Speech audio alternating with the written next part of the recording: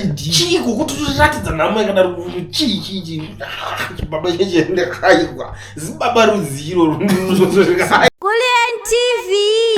right muri yeZimbabwe chakachaya nhasi musi wanhingirikini musi wa6 kune vamwe muchazoona amangwana whatever Mnangagwa ari kuitwa impeachment ndo musi weimpeachment wasvika and a lot of MPs vanga vachibvunza kuinbox vachifona kuti shamwari saka nyaya yacho yeimpeachment chanyaya what is the reason yekuti tingati Mnangagwa wacho tikunomuro waimpeachment ndapi mareasons zvii zvinhu zvinoti Mnangagwa abviswe pachigaro kwazvitarise zvinhu zvakawandisa zvinhu zvaari kuita kutofeila kwaari kutoita ukoko 1 age 2 zvinhu zvaari kukundikana munyika zvakawandisa ukatarisa macivil servants acho andomuchengetedza asi kutambira manesi vanhu vanorapa muzvipatara havasi kutambira ukatarisa muzvipatara macho hamuna mishonga irimo hamuna kana zvinhu zviri kuitwa but ukada kutarisa iye vanhu vaari kushanda navo vapfana vese zvigananda zvese zvisina kana mapayslip ende vanhu vasingatozikanwa kuti vari kushanda kupi ndo vanhu vane mari vanhu vari kutotsvaga mari ndo vanhu vari kubatwa vachitorerwa mari dzavo ukatarisa muZimbabwe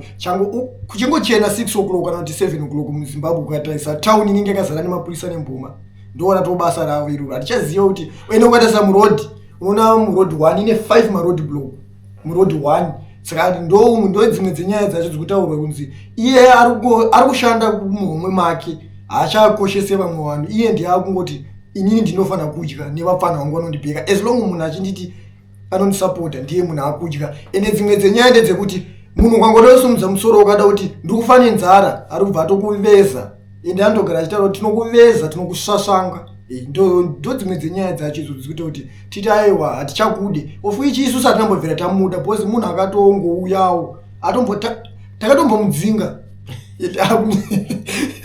nyaya takambomudzinga hapana asingaisiwe takamudzinga takazongoona adzoka ati isi hatitoziva takadzoka sei ende ndiakamudzosa wacho titori nemubvunzo dzetichazomubvunza kuti wakazomudzosa sei mukomano bcause takambomudzinga ozichoka ini babe ndakadza mugabe kamakati handara kuona mufacebook akubhaiziwa ngaabve buda chimhanya bebe bhaenda but azoenda futi but azoona kuti no man mugaba wacho futi atobhaiza futi tatifunga kuti pamwe mufacebook ndiye problem mugaba wacho ndiye problem hombe ndobva tanomudzinga but chakazoitika bebe takavharwa mai bosi susu tatiri timu rekuti tachiki munhu taida kuti apinde atonge nyika nditsvangirai bosi ndiye anga akawina ma-election muna 2008 ndobva ashandisirwa chimonya asi pakashandisirwa chimonya isu tatisati ane mhasuru dzekumudefenda kuti tinge tichimubatsira ndobazodai so babanzi Strive Masiwa uyo tonge nyika handite zvepolitics bataurwa nemwoyo wayo anomungomuziva mazita atichataura akati musasataure zita rangu akati inini what this ataura mastatement kusvika tadzoka futi panani vanhu vangoti option iripo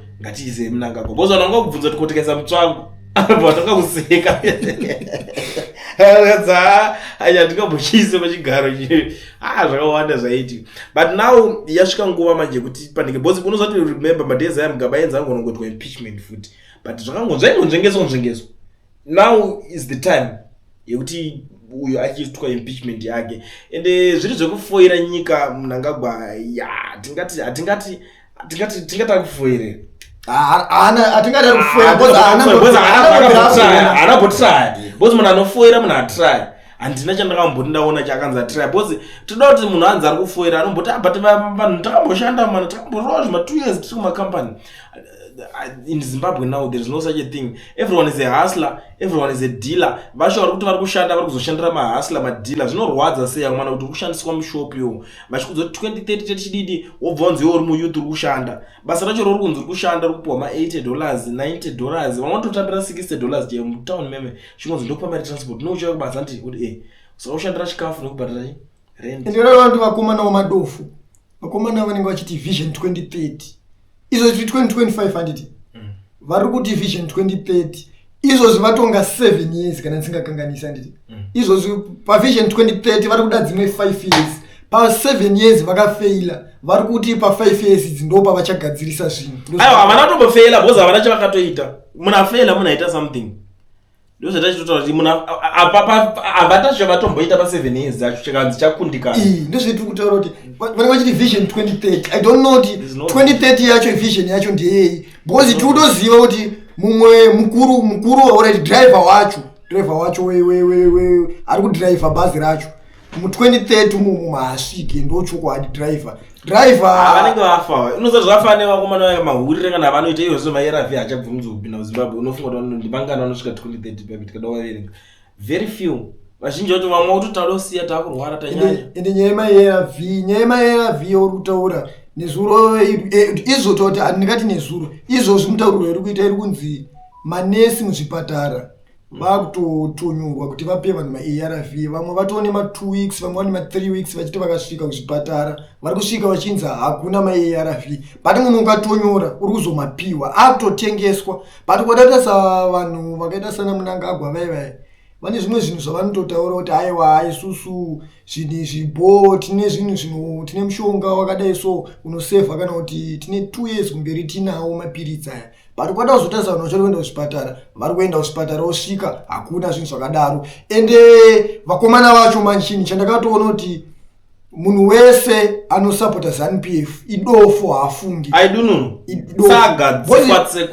nyaya idzi dzikatanga kutaurwa vanotaura kuti takapiwa masanctions alright iwe wakapiwa peace order iwe kunzi usasvike padeni pangu ini ndakapiwa iwe wakandipa peace order kuti ndisasvike padeni pako inini ndakutotaura kuti vanhu vese vatopiwa peace order niva vachasvike padeni pako Bozi iye akapiwa peace order. Chinoti avanoti masanction aya. Mnangagwa akapiwa peace order. Peace order yake akapiwa. Atitambe newe usauye kuno. Usaite business nezo. Usaite business. Usaite madini nezo.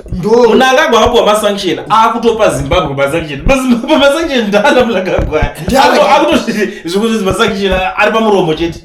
Zvikuti masanction obato kudira imasa. Bozi iye akanziwo atlama bozi is an ordinary Zimbabwean. No convict baby. There is no sanctions in Zimbabwe now. It's now open. It's now everywhere. Zvakabviswa masanction akamiswa. Akusina masanctions. We no longer have sanctions in Zimbabwe. But yo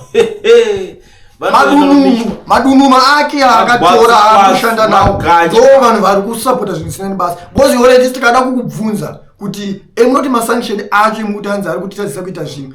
Riri kutitadzisa kuita chi? Bozi iye ndo zvinhu zviri kuzoti iye watazwa kuita chakaramba amusutraya saka mutambo hapana chemurikuita bari muri kuba moni munosimbe munomida kudingira urambozhika chete Mnangagwa akatojuma jackpot indazo ranzi Mnangagwa akauya achinzanza anoita sei anobatsira Zimbabwe nguva yehondo chichi anga ari chi ndobva atobhadharwa mari yake anza kutonotutura nezvigaro ukataita zvinhu zvavari kufeila zvakawandisa vanoswera vachiti takagadzira road ipi kwa road zaize muri kugadzira ndidzi yanoziva vanhu Mnangagwa akana chanoziva Mnangagwa ngangobva ipapo zvakapera ndotona umwe munhu angondoboika nazvo kuti Mnangagwa akana chanoziva ngabve ipapo utona umwe munhu achitsanga unotsanga bosi uchiri kurwara unorwara unopenga wachitsamura zvakadaro hapana chinoshamisira kuti ndaro yangangobva simple inini chandakaona kune vakomana vese veve vanoti vanomusapota veve kutara chokwadi chiripo pane vakomana veve vanomutya ende vakomana vaya ndo vanhu veve kuti politics dzikamuka dzakatena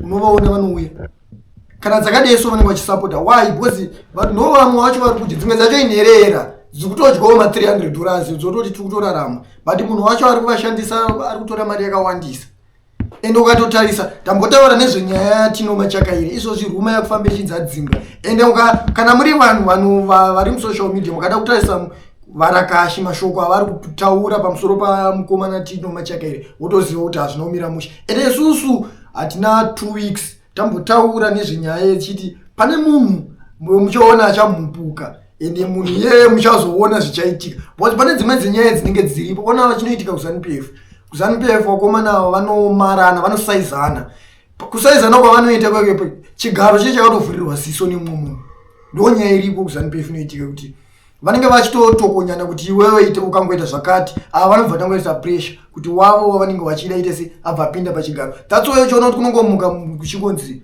munhu adzingwa zvisina kana chikonzero ende akadzingwa zvisina chikonzero mangwana kuni pandomuka position iyoyo yatone munhu asi problem iri kuitika ndeyekuti driver wacho isusu kuti kutotaura kuti ayewa driver amuchagona kudriver driver wacho ari kuti ayewa indinogona pana ari kudzinga mapassenger ese driver wacho ari kuti ini ndiri fit ko mapassenger uri kumadzingira chiyo iwo usingade kudzingwa zvozimbabwe zvinodedza unozwa vachitodedzera kuti ranzi there's no vacant in the president's office makutiudzai mimi kuti there's no vacant in the president's office. This is our office. It's not your office. hakusi kubhata apasi padeni pako. I always tell people kuti Mnangagwa pa state house bebe apasi padeni pako apasi kana wakatonakirwa nemavakirwa pakaita ukatonongwa kutogara ipapo life yako yatobo munenge muchinyemberana vedu we apasi padeni pako vakaikumba kwenyu koko kuti muite zvenyu paipa kana tichinge tazvifunga senyika tichinge already patiri kungouya neThird Republic apana paunoramba uchigarapo usisiri pachigaro muchabva moenda kunogara kwamene muchigara. Ende chimwe chinja ndinoda kuti muziye Third Republic inofanira kusvika ichitora kune vanhu zvimwe zvese zvakabiwa kubva kuna Mugabe atinonzwisisa source of income yakatoti mari yacho akaiona kupi akavakisa zvinhu zvese tinonzoziva source of income moti toendesa ma-auditors nikirikino yavono auditor kuti wealth zvese zvakadingina ine zvofanira kuauditwa senyika toda kuziva mhani zvakaiwana kupi mari yacho. Problem yandakatoona muZimbabwe kutaura chokwadi Mnangagwa anojaidzwa Mnangagwa muZimbabwe vanhu vari muZimbabwe vane problem yokuti munhu akanzi president vanobva kutomuona kunge ndiye mwari kutonge ndiye ari pamunhu wekufema but chokwadi ndechekuti chinonzi president mushandi wedu Mnangagwa hapana munhu asingazvizivi anototishandira totomutuma zvekuita kuti Mnangagwa Mnangagwa mhanya umbonoona zviri kuzvipatara ndozvetikutotaura unofanira pauchiona video nomuratidza kuti vakomana vari kukutuma varungu vako tinoposa Mnangagwa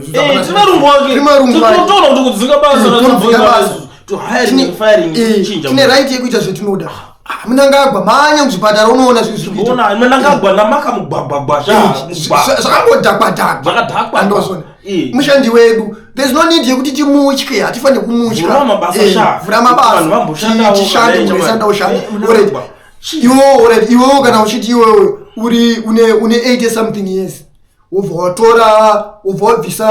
wakabvisa Valerius Banda ukatora rimwe zijeneraura rakatosvava kumeso uri kuma 70 something years asi Valerio anonzaniwe Sanyatwe wabvisa Sanyatwe ukatora zijeneraura rakatosvava kumeso munhu wekuti ukatora face yake nemasau zvakafanana ubva wamupinza basa but tikuona munhu vari kusiyiswa mabasa uchinzi munhu ane 50 wachembera unonodya mari yako iri kunasa kwacho kwadanasa mari yacho iri kunzi inonodya $15 ndo mari dzikubuda kunasa but iwo uri kuma 80 something years uri kuti vanhu ngawasiye mabasa ngawudye mari dzikunasa. NASA iri kutora mari dzevanhu dzakawanda but NASA yacho haisi kubuditsa mari dzevanhu iwo ungoramba uchingoti I want refit alright.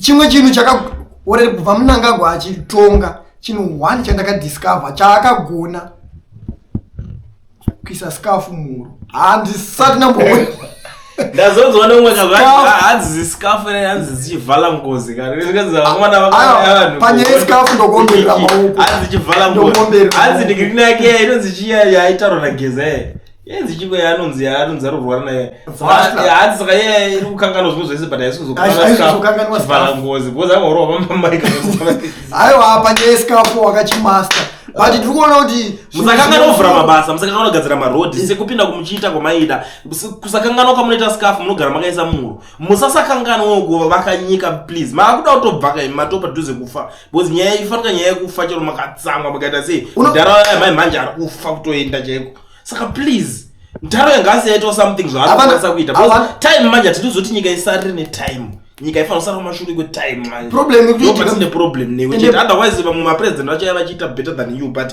at least panguva yakugadzirawo zvimwe zvinhu kuti nyika isaramba yakasarira problem imwe iri kuitika kutaura chokwadi vanhu vemuZimbabwe vanoshandira hurumende havasi kushanda vari kuenda kumabasa unorara.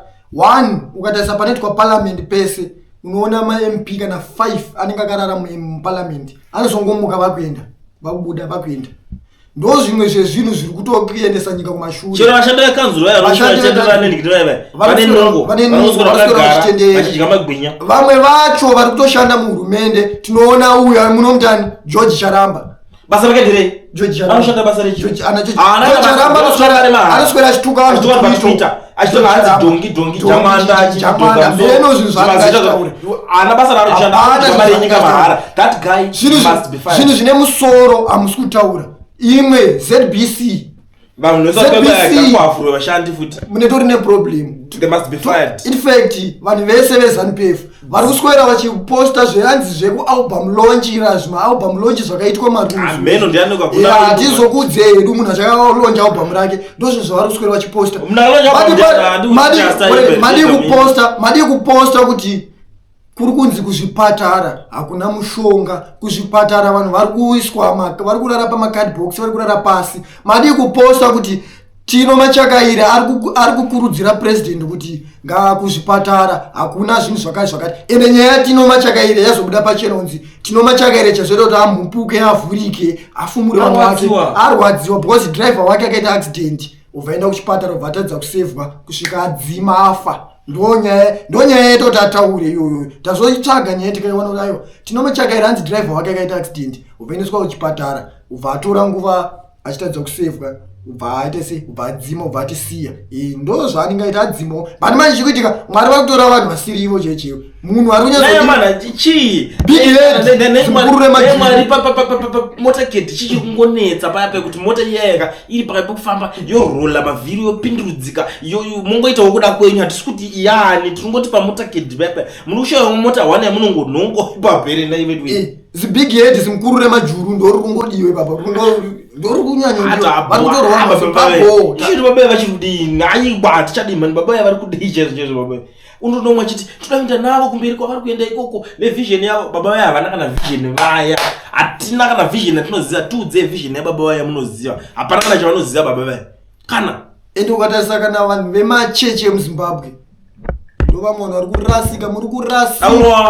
Machechi tichipinda tunakumavhara iwe kutaura munhu andadongazi kunamatira munangagwa unopenga rewe mukushaya zvinhu zvokunamatira rewe unamatira munangagwa kuti adzaramba achiita sei aramba achirarama. Kune vamwe ndimo muri kukuraya nyika imimi, otherwise havasi wrong face uya, but imimi mukumunamatira chi, mukumukumbirira regerero kuna Mwari sei? Muri kutadza kuhorani vanhu vari ngoti Mwari kuda itai kuda kwenyu. Vanhu checho vanotorima vari kufa nenzara, mvura isi kunaya. Muri kudi kunamatira mvura inaye, vanhu vari kumamisha vakomo. Chibage chavo chiite, chibage chevanhu chiri kufa nekushaya mvura. Munamatira mvura, munamatira munhu asina basa. Pano ukatarisa apatore time unozongonzwa kuti mukuru wechechi atengerwa mota 30,000, atengerwa mota 25,000, 200,000. After 1 week vanhu vari muchechi mako vofa nekushaya mahanzi manje mapenis. Ndosvika pari kuzonzi imimi wakuru wemachechi ndimi mudriva mapenis. Mota yacho makadya imwe mari yacho. Vana vechechi vachidzima vachienda, imimi motanga kungoramba muchingoti chakati. Uchazoparidzirani?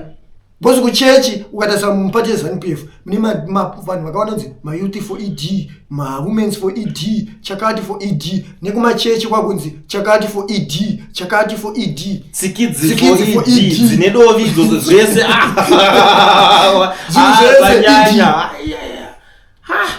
Ende chimwe chinhu muri kuswera muchitudzo kuti ED yakagadzira hanzi anti-Bablas. Imari yemunhu wake, imari yekudheni, imari yenyika. Iwe mari yeye asakaita ndimbondudze, asakaita akatora mari yacho kufamu kwake kana kuti kutakshop kwake kwekwe. Ndoko akatora mari akavakisa Bablas yacho. Imari yenyika. Imari dzetext dzetinobhadhara sedziya. Mari dzematoge. Kana muri kutakavaka ndiye akawera angari build apa. Muri kumbonyadzoti chiko muri bobo. Mari dzematoge yese. Ende imwe nyaya, pane imwe nyaya yavanotoita, hayi nyaya kuvaka iyo. Tara chokwadi, idi ndiye akavaka chimbuya nyanda chechi. Bati mvakavakirwewo peposi yacho chakavakirwa dakuziva bosi chisini cheche kutara chokwadi pamakachisa pakati petown panofamba nemunhu wese. Bati munhu kungonotorwa foto ipapo unombamba inini ndinatotanga kutodhilana naro kuchigadha vaya kuti muri kuchigadhire chi muri kurova vanhu. Unoona pane police 7 unomukira every day unopinda shift unobhadhara salary unogadha chinhu checheyo. Ende ukatarisa chinjeche chakatovakwa zvekuti chinotokwira futi nemudenga, vanhu havabvumidzwa kufamba. That one is a flyover ka bridge kaka iyo anoda kuchicrosser, vanhu vanofana kucrosser nepadenga. Ende vanhu vanofana kutorwa mafoto pachinhu chakaita seicho kana vachida because chinjenyika vachatodi vanhu vacho vari ukaonekwa chitorwa mafoto ipapo norohwa zviri legendary zvakaomarara. Ende polisi inoswera yakagara ipapo mari kuwesta donoti makachivakira nevemunangagwe chii chezve mhosva yedu ndeye chimbotudze mudhara chii problem pamwe isusu takanyota takakuvenga bhozi hosi wedu keyo saka chimbo problem ndiyei nemudhara chii. Unotora mari yenyika wopasisa wovaka chinhu chako, kana wovaka chinhu chako takunotorwa mafoto watironga pamari yedu. Haiwa baba vaindiwatadze chii nei baba ndikukumbirawo mungosiyanawo nesu chii hatina kwetiri kuenda senyika. Ndonyaya dzetinoona, ndonyaya dzetinogara tichitaura, but ukada kutaura nevanhu veZANU-PF like kutaura kwetiri kuita undakaudzwa kuti ari kusaiza president mese munongoita bootlicking mese. I'm speaking on behalf of all of you because vazhinji vacho muri magashi kamadzetse evanhu akangodzingwa mangwana mutonga kuti angibhaiza aizona iso hatikutolerate mangwana kana uchinge wadaro izi uchiita kuti aikanganisa pakati maitya kumuudza because aitoti kana pane pendatadza ndiudze ingwa iripo ndozvandauroni mune muchiti here is a listening president. How many times dzakazoteerera zvamunotaura munomuti is a listening president muchingwa muomberera muchiti 2030 rambe muchienda momati is a listening president obva tisaka ndateerera vanhu vanditi svika 2030 muchienda kumboneteko nebaba mca vechidiki totyiswa namunangagwa totyiswa naaxilia totyiswa nashoni iweyoyo family yese